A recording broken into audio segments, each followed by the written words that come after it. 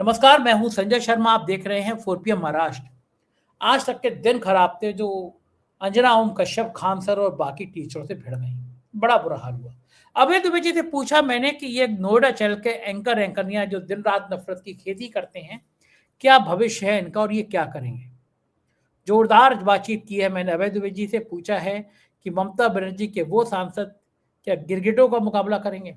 सुनिए अभय जी ने क्या कहा। रोचक बातचीत है, चैनल को सब्सक्राइब जरूर कीजिएगा। शुक्रिया। 4PM में बहुत बहुत स्वागत है अभय दुबे जी आपका। आप ज्योतिष को मानते नहीं है, लेकिन मेरे ज्योतिषाचार्य जी आएंगे तो मैं उनसे पूछूंगा। लेकिन आप सामाजिक दृष्टिकोण से बहुत समझते हैं चीजों को, राजनीतिक दृष्टिकोण से मुझसे 1000 गुना ज्यादा समझते हैं। मैं ये नहीं समझ पाता कि मुझ में ऐसी कमी क्या है, जो आ रहा है वो थप्पड़े आके चला जा रहा है। पहलगांव के मामले में सबने सवाल पूछे कि भैया सरकार कहाँ सोई हुई थी, गृह मंत्री इस्तीफा दो, लेकिन मोदी जी ने चैनल बंद कराया मेरा, ये कह के कि मैं एंटी नेशनल हूँ। ईरान के मसले पर हर चैनल बात कर रहा था, जो अच्छा चैनल है वो बात कर रहा था भाई हमें ईरान का साथ देना चाहिए। मोदी जी ने सिर्फ मेरा बंद कराया कि ये एंटी नेशनल है, इसको बंद करो। चलो, सरकार मेरे खिलाफ कार्रवाई कराती रहती है, कभी ईडी कराएगी, कभी ईओडब्ल्यू कराएगी, कभी इनकम टैक्स कराएगी, कभी हमला कराएगी, कभी मकान खाली कराएगी। ये सब चीजें तो करती रहती थी। मैं सरकार से मानता था कि सरकार को मैं पसंद नहीं आता। शक्ल भी मेरी इतनी अच्छी नहीं लगती होगी सरकार को, कपड़े भी थोड़े रंग बिरंगे पहनने लगो तो और बुरा लगता हूँ उनको। लेकिन अब ये गोदी मीडिया भी मेरे पीछे पड़ गया। अब बताइए, टीचरों की, खान सर की और अंजना ओम कश्यप की लड़ाई चल रही थी। सबने वीडियो बनाया। खान सर चूंकि गरीबों को पढ़ाते हैं, मेहनत करते हैं, छात्रों नौजवानों के साथ खड़े रहते हैं, तो सबने सबने सबने ये कहा कि भाई ये तो गलत कर रही है अंजना ओम कश्यप, ऐसा नहीं करना चाहिए। अकेले मैंने तो कहा नहीं, लेकिन अंजना ओम कश्यप ने मुकदमा कर दिया मेरे ऊपर। टीचरों को किया, मेरे ऊपर कर दिया। हाई कोर्ट में सुनवाई थी। हमारे वकीलों ने, उनके वकीलों का कहना था भाई बड़ी धमकी मिल रही है अंजना ओम जी को। ये खराब बात है, धमकी किसी को नहीं देनी चाहिए, परिवार पे बिल्कुल नहीं आना चाहिए। लेकिन अभय जी, हमें तो 11 साल से हर तीसरे दिन धमकी देती है। अभी 5 दिन पहले मैं आपके साथ बात कर रहा था, एक आदमी ने, गोरखपुर वाले ने, उसने रिकॉर्ड करके गला काट देंगे, उसने शमशान की जगह बता दी जहां वो मुझे दफन करने वाला है। कह रहा है तुम हिंदू विरोधी हो। तो हमें तो मिलती है, हम तो कभी रोते हुए अदालत पहुंचे नहीं कि साहब गुना, हम ये वीडियो हटवा दिए, धमकी मिल रही है। दूसरी बात कि आप लोगों पे हमेशा हमला करती रही। आप चैनल पे हिंदू मुसलमान करते रहे। 2000 के नोटों पे आपका चैनल चिप निकालता रहा। तिहाड़ी रिटर्न को आपके चैनल ने चेहरा बनाया। लोगों की भावनाएं आहत हुई तो आपको कोई फर्क नहीं पड़ा। आपके ऊपर अगर लोगों ने कहना शुरू कर दिया तो चैनल पे बुला बुला के जो पैनलिस्ट हैं उनसे कहा भाई ये पहले हमारे चैनल पे आके कहो कि हम सही है, खान सर गलत है, तब हम तुम्हें डिबेट में बुलाएंगे। अब डिबेट में बुलाने में पैसे मिलते हैं तो बेचारे वो लोग भी जो पैनलिस्ट थे उन्होंने भी कहा कि भाई अंजना जी सही है। लेकिन आज तक की फजीयत बहुत हुई। मुझसे नाराज इसलिए हो गई अभय जी, मुझे जहां तक लगा कि मैंने कहा कि शिक्षकों से एक आह्वान कर दिया। होता क्या है अभय जी, मैगजीन में विज्ञापन छपते हैं, इंडिया टुडे में, ये मुख्यमंत्री नंबर 1, और मैं 101% डंके के चोट पे दावे के संग कह सकता हूं और चैनल बंद कर दूंगा, इतना बड़ा दावा कर सकता हूं कि उसके पीछे करोड़ों की डील होती है। इंडिया टुडे को आरएनआई के जो रेट होते हैं उनसे परे जाके करोड़ों के विज्ञापन दिए जाते हैं। शिखर सम्मेलन होते हैं लोगों को, उसमें करोड़ों के विज्ञापन विभाग सरकार देता है। मैंने शिक्षकों से इतना आह्वान कर दिया कि ये जो चैनल वाले तुम्हें 2 कौड़ी का कह रहे हैं, तो देश भर के शिक्षकों तुम आरटीआई डालो। उत्तराखंड में हारा हुआ विधायक मुख्यमंत्री बन जाता है और वो गोदी मीडिया के एंकरनियों को जो दिन भर हिंदू मुसलमान का नफरत करते हैं उनके 1000 करोड़ रुपए देता है कुछ सालों में।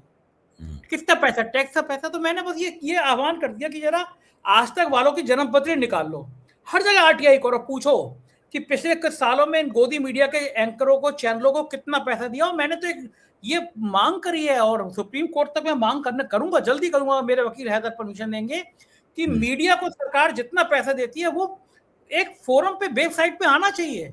हमें पता चलना चाहिए कि इंडिया टुडे अगर तमिलनाडु के मुख्यमंत्री को नंबर 1 शेष बता रहा है तो तमिलनाडु से माल कितना कमाया उसने, शिखर सम्मेलन पे कौन सरकार किसको कितना पैसा दे रही है।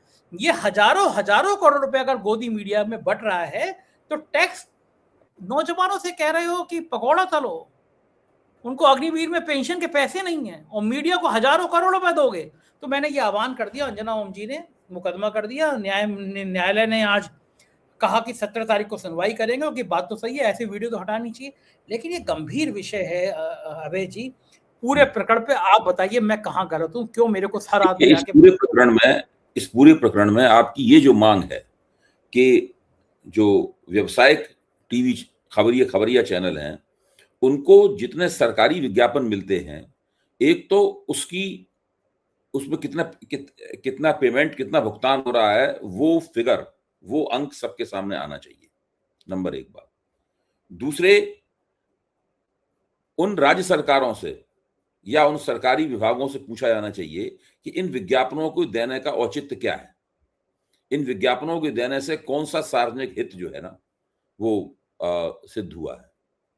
दूसरे, टीआरपी सिस्टम के जरिए या किसी और सिस्टम के जरिए ये भी पता लगाया जाना चाहिए कि जब वो लंबे लंबे उबाऊ और कभी ना खत्म होने वाले विज्ञापन दिखाए जाते हैं, सबसे ज्यादा ये तो उत्तर प्रदेश सरकार भी बहुत बड़े बड़े विज्ञापन देती है, विपक्षी दलों की सरकारें भी बहुत बड़े बड़े विज्ञापन देती हैं, मैं केवल कांग्रेस की बात नहीं कर रहा हूं, ये पंजाब की भगवंत मान सरकार भी बहुत बड़े बड़े विज्ञापन देती है, बहुत बहुत बहुत बहुत सरकारें विज्ञापन देती हैं।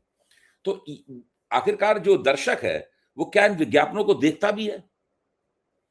कितनी देर तक इन विज्ञापनों के बारे में रहता है, विज्ञापनों पर रहता है ये? ऐसा तो नहीं है जैसे विज्ञापन शुरू होते हैं उनको टीवी को वो म्यूट कर देता है, साइलेंट कर देता है।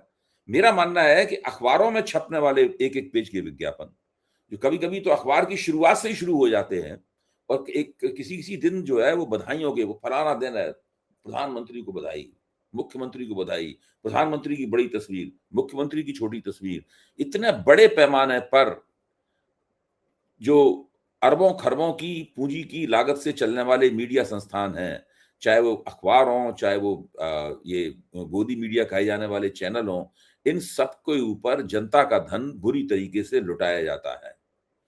इसका सोशल ऑडिट होना चाहिए, इसको अदालत में भी खींचा जाना चाहिए, इनके ऊपर एक श्वेत पत्र भी जारी किया जाना चाहिए, और ये बहुत आसान काम है। इसका मैं आपको विधि बताता हूं।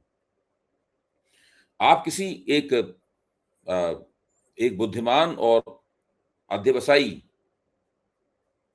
रिसर्च स्कॉलर को नियुक्त कीजिए, आप या कोई भी संस्था नियुक्त करें, जरूरी नहीं आप ही नियुक्त करें, नियुक्त कीजिए, और वो बड़े आराम से पिछले 2 साल या पिछले 1 साल में टीवी चैनलों को और अखबारों को मिलने वाले सरकारी विज्ञापनों की लिस्ट बना सकता है। उसके बाद में उसका आरटीआई डालिए कि इन विज्ञापनों का कितना भुगतान हुआ है, उसके बाद में किस रेट से उनका भुगतान हुआ है, और जो सामान्य व्यावसायिक विज्ञापन इनके यहाँ जाते हैं, जैसे मान लो फ्रिज का विज्ञापन जा रहा है, मोटरसाइकिल का जा रहा है, कार का विज्ञापन जा रहा है, या मान लीजिए गुटखे का विज्ञापन जा रहा है, जो व्यावसायिक विज्ञापन है, उन व्यावसायिक विज्ञापनों का किस रेट से भुगतान होता है। इस थोड़ी सी जांच पड़ताल से स्पष्ट हो जाएगा कि सरकारी विज्ञापन इन मीडिया संस्थानों को बाकायदा रिश्वत के तौर पर प्राप्त होते हैं। ये एक रिश्वत है जिससे मीडिया संस्थानों को लगातार जिसे कहते हैं नहीं, लगातार इनको खिलाई जाती है रिश्वत, ताकि ये उन सरकारों का और उन नेताओं का समर्थन कर सकें, उन पार्टियों का समर्थन कर सकें। जिसके पास सबसे ज्यादा पैसा है वो अपना विज्ञापन सबसे ज्यादा देता या देती है, ये स्थिति है। और पार्टियों में देखा जाए तो सबसे ज्यादा विज्ञापन आपको भारतीय जनता पार्टी का मिलेगा, अनाप शनाप। भारतीय जनता पार्टी की राज्यों में सबसे ज्यादा सरकारें हैं, सबसे ज्यादा विज्ञापन उन्हीं की तरफ से मिलेगा। विपक्ष की सरकारें भी कम है, इसलिए विपक्ष के विज्ञापन भी कम मिलेंगे। लेकिन इस मामले में मैं कहूंगा कि जब भी विपक्ष की सरकारों को भी मौका मिलता है, उन्होंने भी यही रवैया अख्तियार कर रखा है जो कि भारतीय जनता पार्टी की सरकारों ने अख्तियार कर रखा है। तो अंजना ओम कश्यप ने आपके ऊपर जो मुकदमा किया है मानहानि का, उसका फैसला तो अदालत दे देगी, और अदालत क्या फैसला देगी इसका मैं अभी से पूर्वानुमान लगा सकता हूँ। और इस तरह के मुकदमे किस तरफ जाते हैं मुझे भी पता है, कुछ आपको भी पता है। थोड़ा मुकदमा लड़ना पड़ता है, तारीख पे जाना पड़ता है, वो एक झंझट है, लेकिन मामला वो क्या होगा हम लोगों को पता है। उसके बारे में अभी चर्चा करने की जरूरत नहीं है कि मामला अदालत के विचाराधीन है, सब जुड़े सब। तो इसका एक हम लोग लाभ उठा सकते हैं, और उससे मीडिया की साख बेहतर होगी, और सोशल मीडिया की साख इससे और भी ज्यादा बेहतर होगी कि सोशल मीडिया ने ये पूरा जो घोटाला है सरकारी विज्ञापनों को, इसको उजागर किया।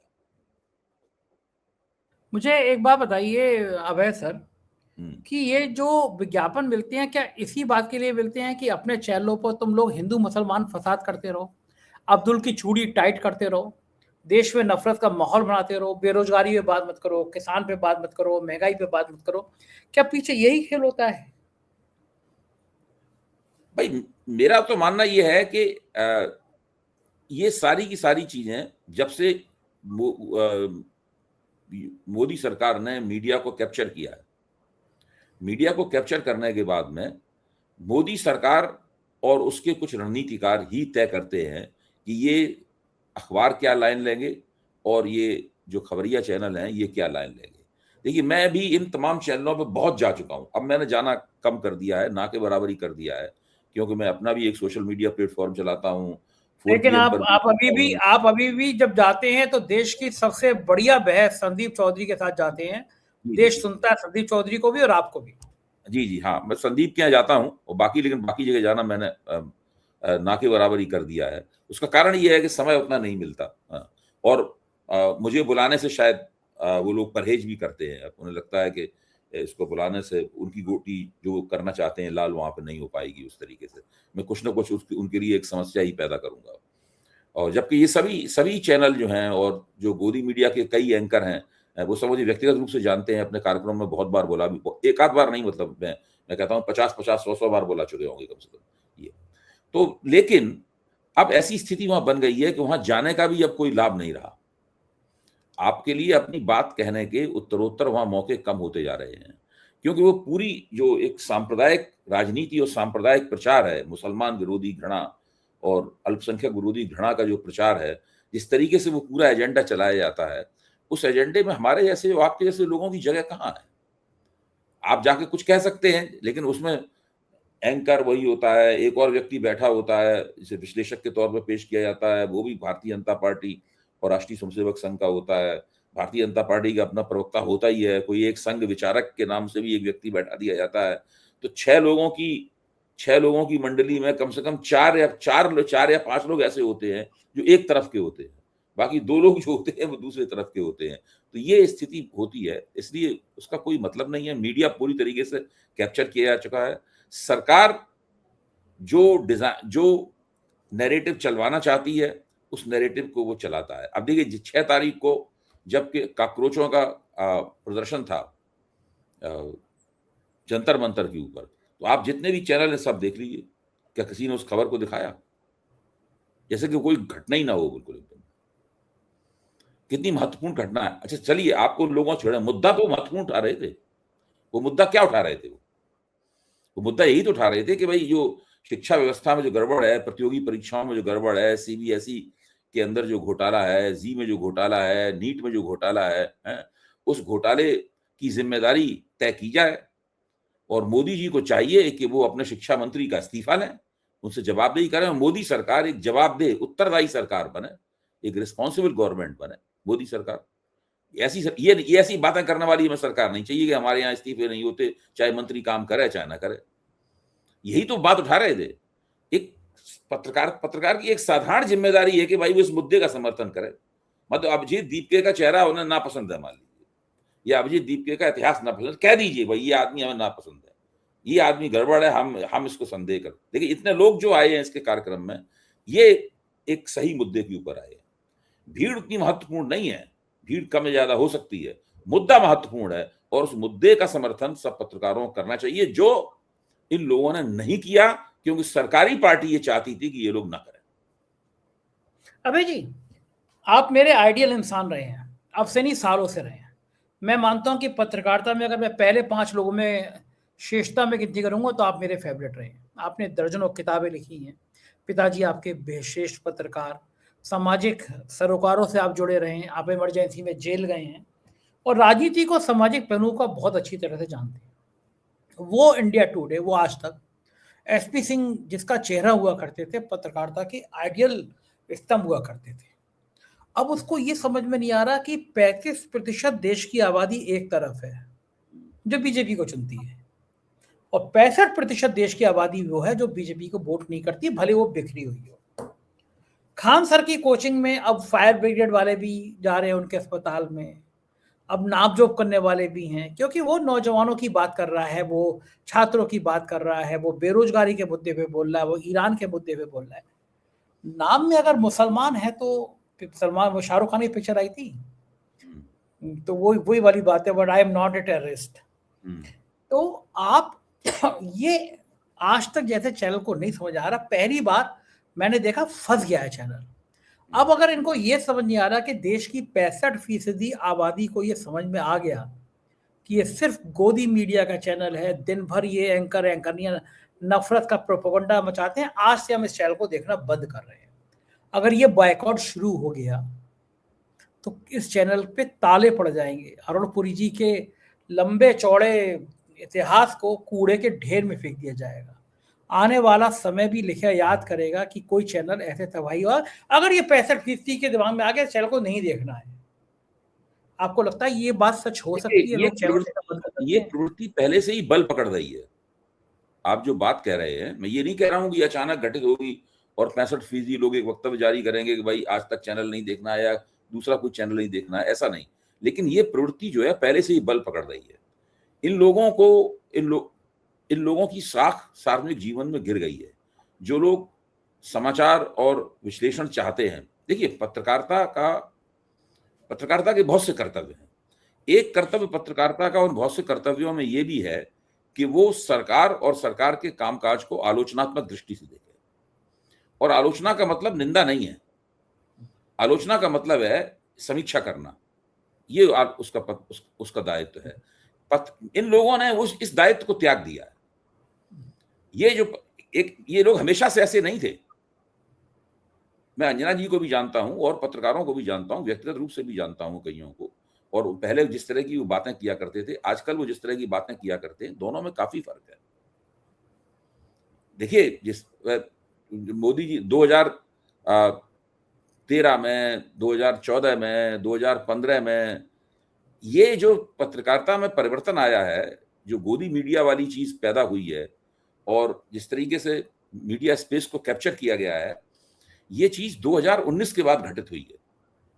2000 पहले कोशिश की जा रही थी, लेकिन 2019 के बाद सरकार इस कोशिश में कामयाब हो गई। तो इन्होंने देशभक्ति, राष्ट्रवाद और हर चीज का मतलब जो है सरकार बना दिया। ये सब लोग सरकार, गोदी मीडिया का एक दूसरा नाम है सरकार परस्ती। सरकार की गोद में बैठे हुए हैं, सरकार परस्ती। अगर आप गोदी मीडिया नहीं कहना चाहते, गोदी तो हम लोगों के मित्र रवीश का दिया हुआ नाम है, लेकिन आप नहीं कहना चाहते तो उसको आप सरकार परस्ती कह सकते हैं। ये लोग हर सरकार जो कहती है वो ठीक है, और जो सरकार की आलोचना करते हैं उनको ये लोग तिरछी निगाह से देखते हैं, उनका तिरस्कार करते हैं या उनकी हेठी करते हैं। ये इन लोगों का रवैया है। और विपक्ष चूंकि सरकार की आलोचना करते हैं, इसलिए विपक्ष के लिए सुपाड़ी लिए रहते हैं। ये बिल्कुल इसी तरीके से सारे प्रोग्राम चलाए जाते हैं सब। तो इस चक्कर में एक नुकसान भी हुआ है, बहुत बड़ा नुकसान ये हुआ है कि पूरा ये कहते हैं ओपिनियन का, यानी जनमत का ध्रुवीकरण हो गया है। ये लोग सरकार के पक्ष में खड़े हो गए। तो इस प्रतिक्रिया में क्या हुआ है कि जो लोग सरकार की आलोचना करना चाहते हैं, तो उनकी आलोचना भी कुछ ज्यादा हो गई है। वो थोड़ा सा आलोचना, हर बात पे आलोचना होने लगी है। और उसकी एक ये भी वजह है कि सरकार इतनी घटिया चल रही है। संजय जी, मुझे आश्चर्य होता है, अगर मैं सरकार की प्रशंसा आज करना चाहूं, किसी मुद्दे पर सरकार की वाहवाही करना चाहूं, तो मुद्दा वो ढूंढे नहीं मिलेगा। आप एक एक मंत्रालय को देखते जाइए, इनके सारे के सारे मंत्रालय पूरी तरीके से ढक्कन है। अच्छा, अब आप एक छोटा सा उदाहरण आपको, आज एक अखबार के पहले पन्ने पे पीयूष गोयल का वक्तव्य है। पीयूष गोयल कह रहे हैं, उस वक्तव्य का हेडिंग क्या है? उस वक्तव्य का उसका हेडिंग है, ये सुपर 301 कानून है अमेरिका का, इसके बारे में चिंता मत कीजिए, हम लोग उसको इससे डील कर लेंगे, निपट लेंगे इससे। अच्छा, अब ये बयान है मुझे। अब आप सोचिए, सुपर 301 में अमेरिका क्या कह रहा है? अमेरिका कह रहा है सुपर 301 के तहत हम भारत के ऊपर 12.5% टैरिफ लगाएंगे। क्यों लगाएंगे? क्योंकि ये एक खास तरह के श्रम का शोषण करते हैं लोग। चूंकि उन्होंने श्रम का शोषण करना बंद नहीं किया है, तो दंड स्वरूप हम इनके ऊपर 12.5% टैरिफ लगाएंगे।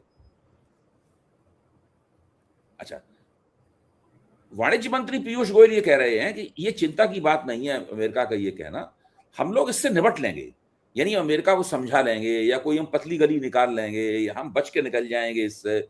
ये टैरिफ हमारे ऊपर प्रभावी नहीं होगा, कुछ हम उससे कह लेंगे, हम 12.5 थोड़ा कम करवा देंगे। तो कई तरह के हथकंडे का इस्तेमाल करके हम इस समस्या से निजात पा लेंगे। इसलिए आप लोग चिंता न करें, सारे देश को वो आश्वस्त कर रहे हैं।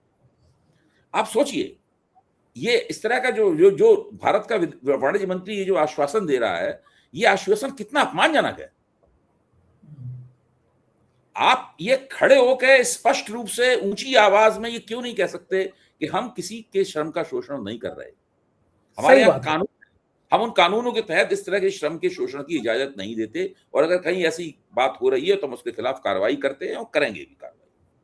भारत एक बहुत बड़ा देश है, इसमें किसी भी कानून को लागू करने में कुछ दिक्कतें आती हैं, कुछ समस्याएं आती हैं, कुछ गैप रह जाते हैं, कुछ अंतराल रह जाते हैं। हम लोग लेकिन इन कानूनों के लिए प्रतिबद्ध हैं, हम इनका पालन करेंगे। इसलिए हमारे ऊपर इस तरह का इल्जाम लगाना उचित नहीं है। ये इल्जाम तथ्यों से परे है। ये वो अमेरिकी सरकार के सामने क्यों नहीं साफ तौर पे कह सकते? लेकिन इस प्रकार की लाग लपेट करके, इस प्रकार की चालाकीपूर्ण बात करके आप, और ये दिखा के कि हम कुछ तिकड़म करके, प्रबंधन करके निकल जाएंगे इस चक्कर से, ये भारत का अपमान करवा रहे हैं। तो पत्रकार लोग जो हैं ये सवाल उनसे क्यों नहीं पूछ रहे जो मैं आपके सामने कह रहा हूं सुबह? ये सवाल पीयूष जी से क्यों नहीं पूछा जा सकता? मेरा प्रश्न ये है। ठीक, बिल्कुल ठीक बात है ये, और ये पूछना चाहिए क्योंकि ये मुद्दे ऐसे हैं जिसे बात होनी चाहिए, लेकिन कोई करता नहीं है। और क्यों नहीं करता, ये आप मुझसे बेहतर समझ सकते हैं कि क्यों नहीं करता।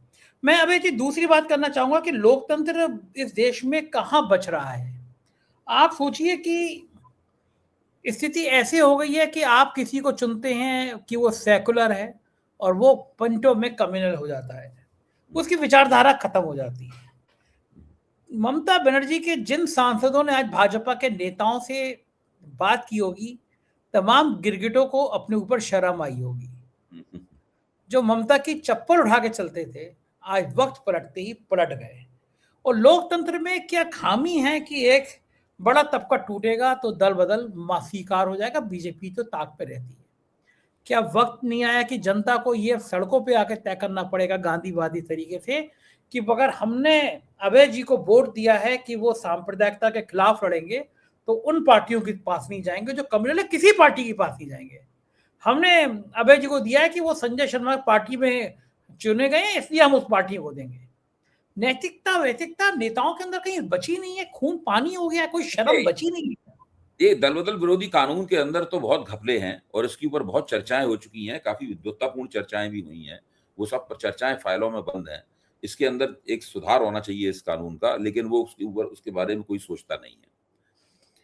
जो हम लोगों की जो दलीय प्रणाली है, जो पार्टी प्रणाली है, जो पार्टी सिस्टम है हमारे यहाँ, और पार्टी सिस्टम का संसद या विधायिकाओं में बहुमत बनाने से जो संबंध है और उसकी जो संवैधानिक स्थिति है, इन सबको ध्यान में रखते हुए जयप्रकाश नारायण ने 1974 में जो उनका आंदोलन हुआ था, उसमें उन्होंने एक नारा दिया था। वो नारा था राइट टू रिकॉल, वापसी का अधिकार, प्रतिनिधि वापसी का अधिकार नारा दिया था। और इस नारे को, ये नारा उन दोनों सबसे ज्यादा लोकप्रिय नारों में से एक था। एक नारा था सिंहासन खाली करो जनता आती है, और दूसरा ये था कि हम, अगर प्रतिनिधि हमारा ठीक काम नहीं करेगा और वो जो उसने वायदे किए थे उन वायदों को पूरा नहीं करेगा, और अचानक वो अपना रूप बदल लेता है गिरगिट की तरीके से, जैसा कि आपने कहा गिरगिटों को शर्म आ रही होगी, तो हमें उसकी वापसी का अधिकार होना चाहिए। उसके तौर तरीके और उसकी संहिताएं बननी चाहिए, उसका कानून पास होना चाहिए। बहुत दिनों तक 1974, 75, 76, 77, 78, 80 तक ये नारा जो है वो हवाओं में गूंजता रहा। ये छात्रों और नौजवानों का जो लोकतंत्र की क्वालिटी और क्वांटिटी को बढ़ाना चाहते थे, उनका बड़ा प्रिय नारा था। आज ये नारा नहीं लगाया जाता है। मुझे तो लगता है कि आज फिर से इस नारे को लगाने की जरूरत है। राइट टू रिकॉल अगर हो जाए ना, तो फिर ये सब जो गड़बड़ियां होती, लोग भूल जाएंगे इसको। अच्छा, आप बताइए, काकरोच जनता पार्टी का जो वो है घोषणा पत्र है, पांच सूत्री घोषणा पत्र है, उसमें भी तो एक सूत्र है ये।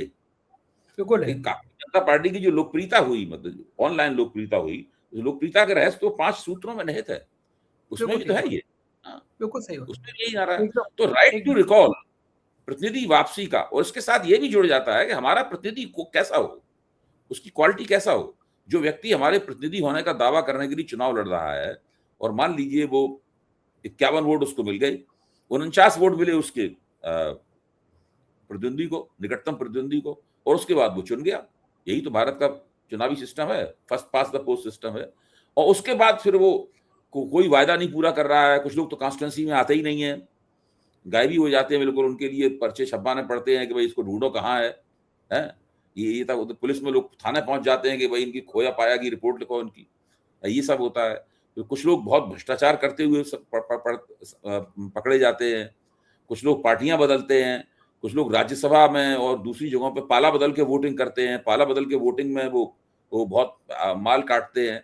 ये सब बातें जो हैं वो रेखांकित करके प्रतिनिधि वापसी का अधिकार दिया जाना चाहिए। अगर प्रतिनिधि वापसी का अधिकार दिया जाएगा तो बहुत सारी गड़बड़ियां जो हैं वो अपने आप दुरुस्त हो जाएंगी। बिल्कुल सहमत हूँ, और मैं कामना करता हूँ कि शायद जल्दी भारत में वो दिन आए जब ये कानून बन पाए। बहुत बहुत शुक्रिया अभय जी, आपने बातचीत की, थैंक यू। ये थे अभय दुबे जी, पूरी बातचीत आपने सुनी। बताइए क्या लोकतंत्र ऐसे जिंदा रहता है? सरकार के संग गोदी मीडिया भी 4PM के पीछे निशाने में पड़ा है। 4PM से इतनी नफरत क्यों? क्योंकि हम कहते हैं हिंदू मुसलमान के फसाद करने वाले लोग इस देश को तोड़ना चाहते हैं। पाकिस्तान की ISI भी यही चाहती है कि देश में हिंदू मुसलमान का फसाद हो, और यही काम कुछ भारत के लोग कर रहे हैं, कुछ संगठन कर रहे हैं। लेकिन क्या मैं डर जाऊंगा? अगर मैं डरता होता तो मुझे आप सबका प्यार नहीं मिलता। 3 सालों तक देश में लगातार पॉलिटिकल कमेंटेटर में 4PM ना रहता। 17 चैनल खड़े हो गए हैं आज। ये बराबर में चार्ट देख रहे हैं आप, 17 चैनल कम नहीं होते।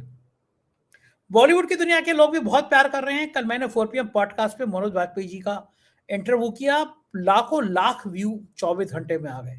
आपने अभी तक नहीं देखा हो तो ये 4PM पॉडकास्ट का लोगो है, यूट्यूब पे जाइए, 4PM पॉडकास्ट सब्सक्राइब करिए, ज्वाइन करिए, और फिर देखिए मनोज वाजपेयी जी का शानदार इंटरव्यू। आम आदमी हो, पॉलिटिकल सिस्टम हो, अभिनेता हो, सबको पसंद आता है 4PM। आपका अपना चैनल है, इसको प्यार करते रहिए, अपनी राय देते रहिए। बहुत बहुत शुक्रिया, थैंक यू।